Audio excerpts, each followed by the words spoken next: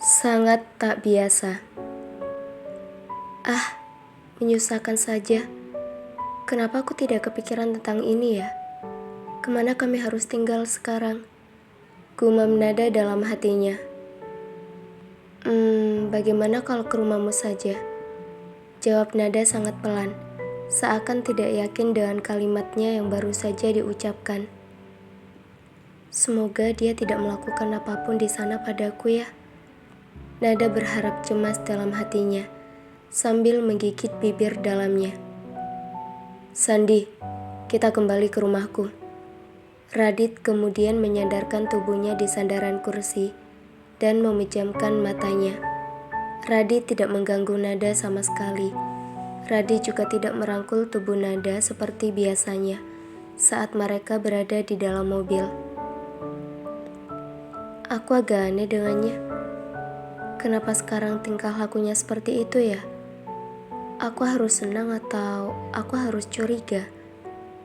Dia tidak marah padaku kan? Jangan sampai dia diam seperti itu karena dia marah padaku. Dan tiba-tiba dia memukulku seperti biasanya. Orang ini, kadang aku kasihan padanya, kadang aku nyaman berada di dekatnya, kadang aku sangat kesal dengannya, kadang aku merasa terlindungi dengannya, seperti yang dia lakukan hari ini saat menemaniku seharian. Keberadaannya di sampingku benar-benar membuatku merasa nyaman. Siapa yang sekarang sedang dipikirkannya ya? Nada tidak berani mengganggu Radit lagi, dan lebih memilih mengamati pemandangan di luar mobil. Melihat lalu lalang mobil, lampu-lampu kota yang lama-kelamaan membuat mata Nada mengantuk, dan ikut tertidur juga di dalam mobil. Kau mau apa? Tanya Nada yang sudah kaget karena Radit sudah mengangkat tubuhnya di atas kedua tangannya, menuju ke kamar Nada. Klek, kau tadi ketiduran di mobil, dan aku mau mengangkatmu seperti ini untuk membawamu ke kamar.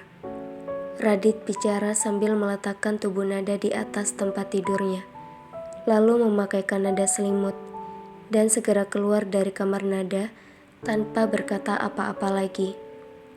Klek, pintu kamar Nada tertutup dan Radit sudah meninggalkannya sendirian.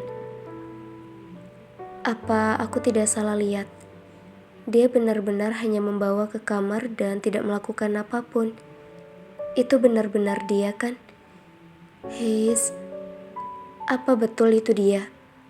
Nada yang tidak percaya dengan apa yang baru saja dilakukan Radit, Nada mengulang-ulang pertanyaan itu terus-menerus di dalam hatinya. Ini adalah pertama kalinya bagi Nada. Radit membawanya tanpa melakukan kegiatan yang sangat disukai Radit saat bersama Nada. Karena rasa bingungnya, malam ini menjadi malam yang sangat panjang bagi Nada. Malam ini Nada sukses tidak bisa tidur karena memikirkan perbuatan Radit yang sangat berbeda dari biasanya saat mereka bertemu. Aku harusnya senang kan karena dia tidak menyentuh tubuhku. Itu tandanya aku tidak perlu khawatir akan dijadikan budak nafsunya saja. Tapi kenapa rasanya menyedihkan sekali ya?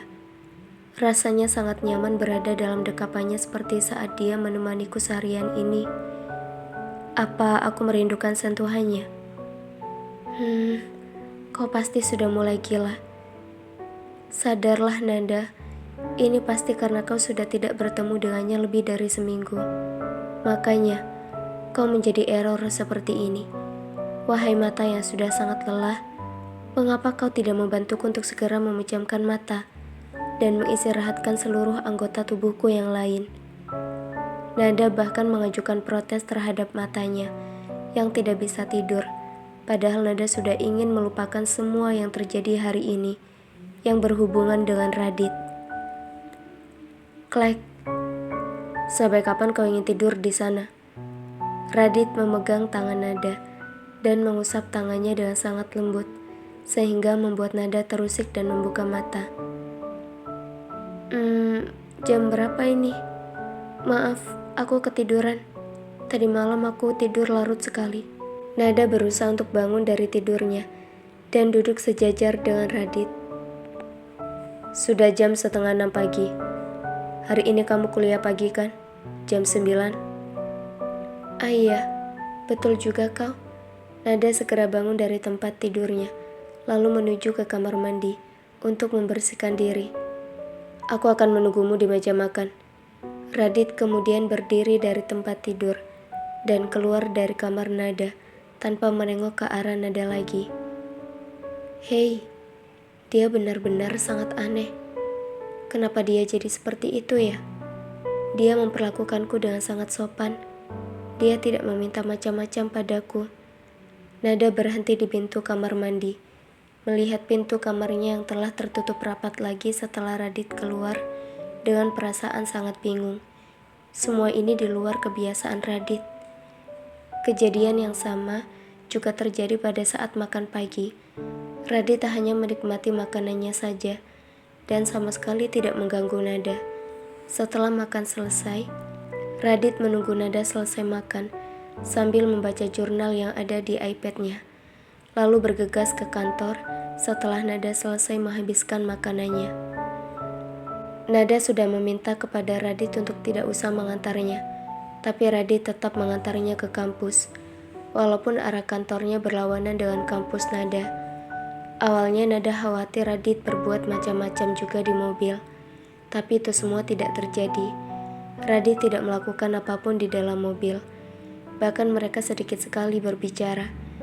Radit menghabiskan waktunya untuk bekerja, hanya membicarakan sesuatu yang penting saja kepada Nada. Kalau tidak ada yang penting, Radit tidak mengganggu sama sekali. Klek. Terima kasih sudah mengantarku ke kampus ya. Radit mengangguk. Aku akan menjemputmu lagi nanti jam 3 sore. Kalau aku tidak bisa menjemputmu, maka ajudanku akan menjemputmu. Jangan membuat masalah lagi. Iya, aku mengerti. Klek. Nada menutup pintu mobil Radit dan saat itu juga Radit pergi meninggalkan parkiran, seakan tak peduli dengan Dewa yang mendekat kepada Nada, yang sedari tadi berdiri mematung memandang mobil Radit yang melaju pergi menjauh. Ini benar-benar aneh. Apa betul itu adalah dia? Enggak kesambet kan? Tapi kenapa dia memperlakukanku seperti itu? Dia bahkan tidak mengambil kesempatan sama sekali untuk mendekatiku.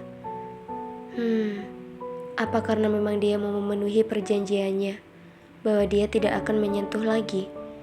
Nada tak paham dengan perubahan Radit. Bahkan sampai saat ini masih banyak sekali pertanyaan dalam hatinya. Apa yang kamu pikirin sih? Kok serius amat?